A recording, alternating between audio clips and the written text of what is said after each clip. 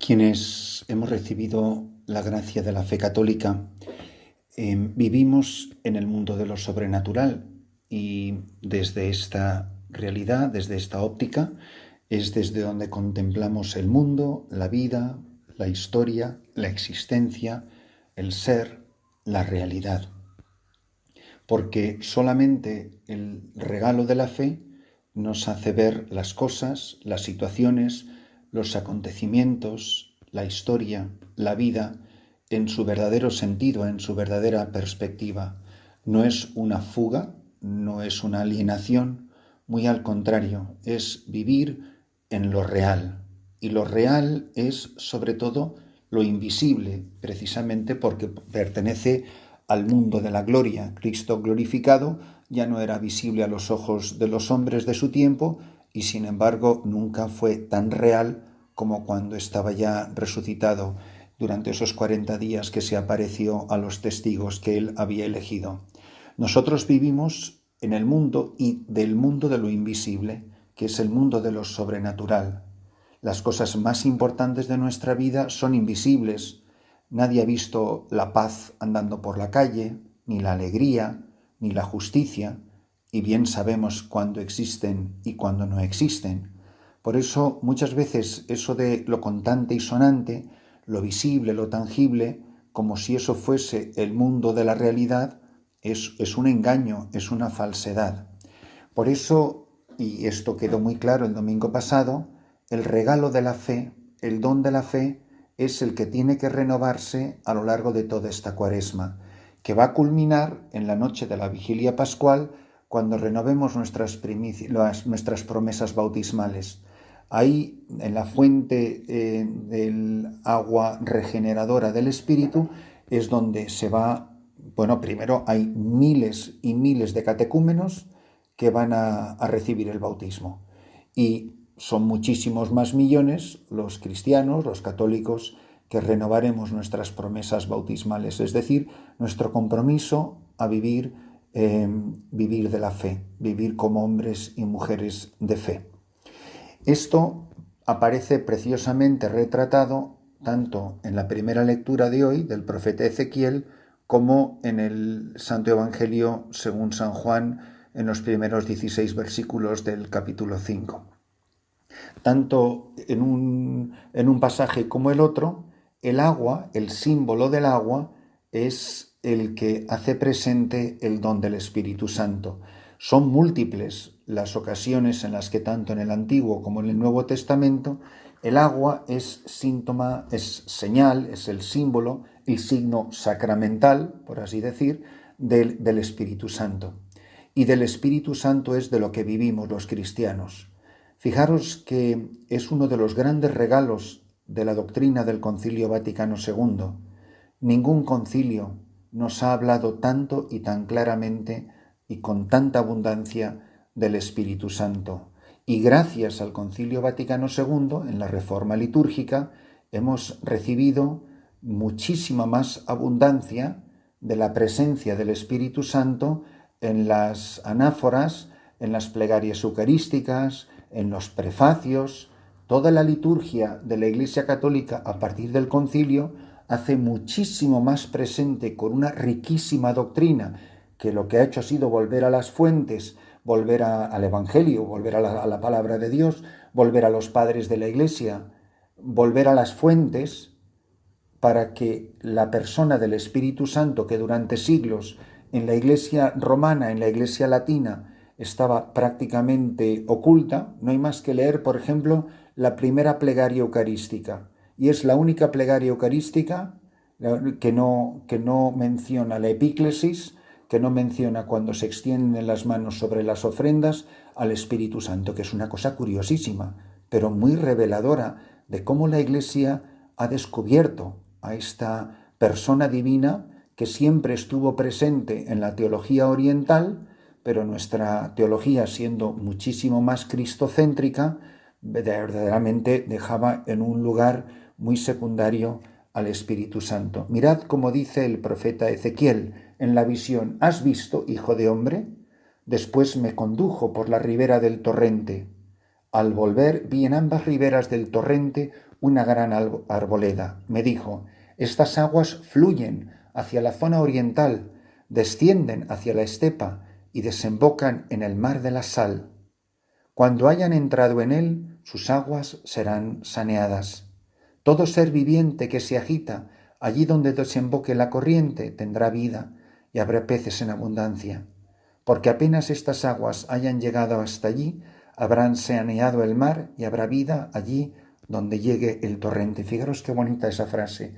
Habrá vida allí donde llegue el torrente, que no es un río de agua, no es el río Jordán ni el Amazonas, es el torrente del Espíritu Santo que brota del costado abierto de Cristo suspendido en la cruz, porque Él es el templo del que emana esta agua. Dice que debajo del umbral del templo corría agua hacia el este, y el templo miraba al este. El agua bajaba por el lado derecho del templo, al sur del altar.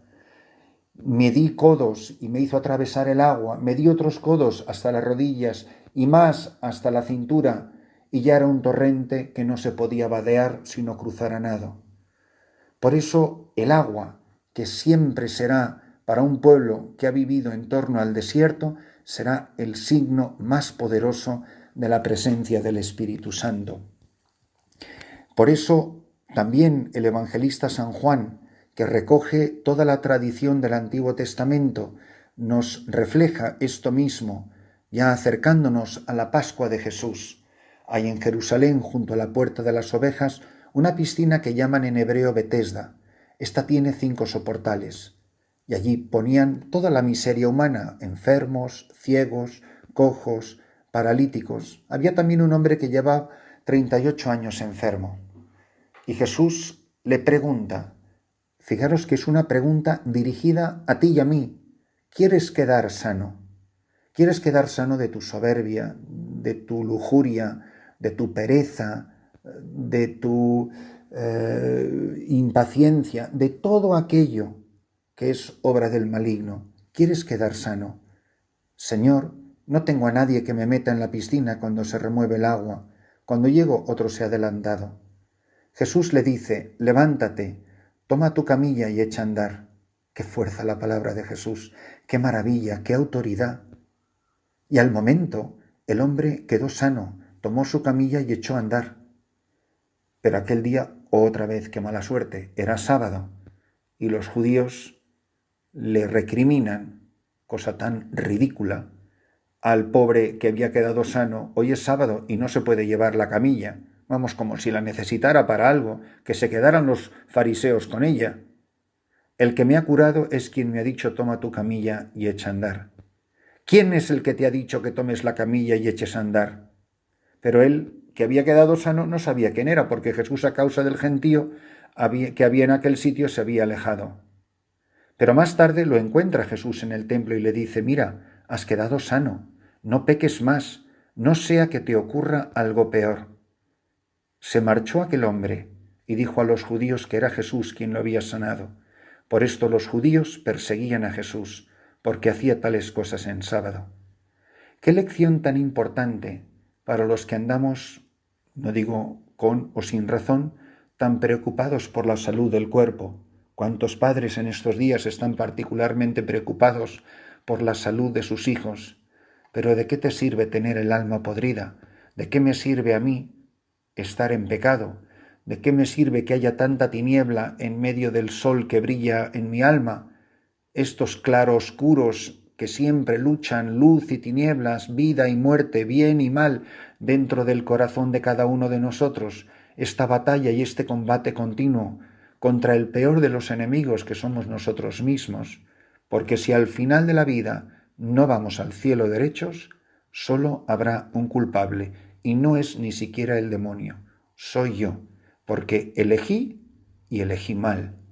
Pero si elijo a Cristo, elijo vivir bajo el Espíritu de Jesús, este Espíritu Santo que hoy preciosamente está simbolizado por el agua, porque Jesús le dice, mira, no es el agua de esta piscina, es el agua que yo le daré.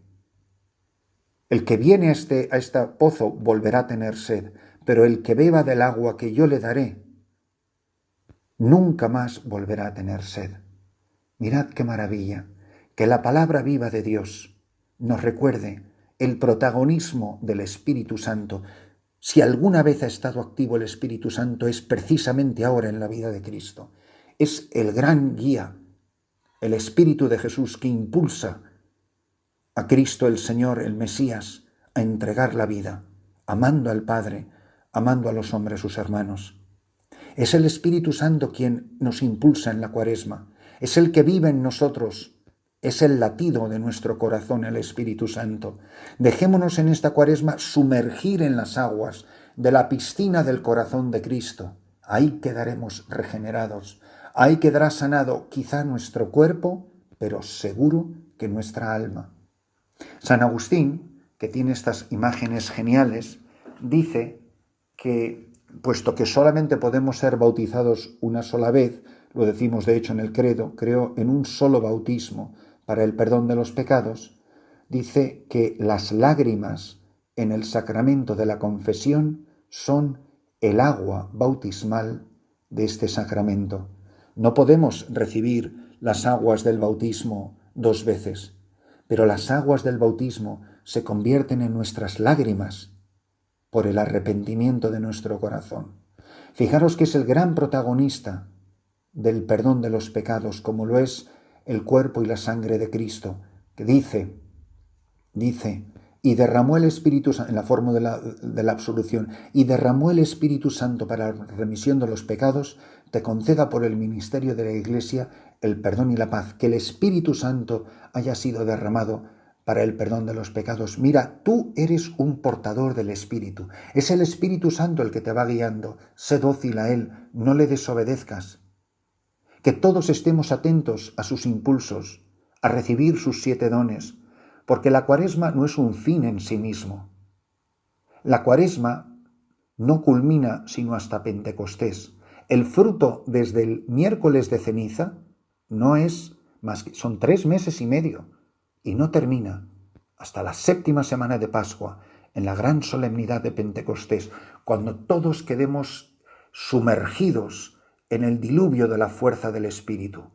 Que este Espíritu Santo que habita en nosotros, que cubrió con su sombra a la Santísima Virgen María en el momento de la Anunciación y a lo largo de toda su vida, y que cubre con su sombra a la Santa Madre Iglesia en cada instante de su historia y de su existencia, porque el Espíritu Santo está donde está Cristo y Cristo siempre está unido a su esposa la Iglesia, que cada uno de nosotros se deje invadir por el Espíritu, no le oponga resistencia, y que este precioso símbolo del agua, que lo tenemos en el agua bendita, que lo tenemos cuando vemos bautismos, que lo tenemos en las lágrimas de nuestro arrepentimiento, nos ayude a descubrir que toda la existencia es un camino hacia Pentecostés, porque somos el pueblo de la Pascua, porque somos un pueblo pentecostal, es decir, un pueblo animado por el Espíritu Santo.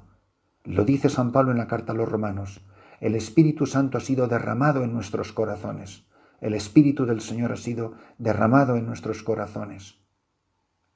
Que esta acción de Dios poderosa fortalezca nuestro vínculo con Dios que es Padre, con Cristo que es Mesías y Redentor, y con el Espíritu Santo que es vida de nuestra vida. Si nuestro cuerpo queda sanado o nuestro cuerpo queda enfermo, si nosotros morimos hoy o morimos cuando sea, por Dios, que no muramos en pecado, que el Espíritu Santo limpie nuestro corazón y nos haga resplandecientes con la gloria del resucitado, para que así seamos testigos de Cristo, hoy y siempre, hasta los últimos confines del mundo.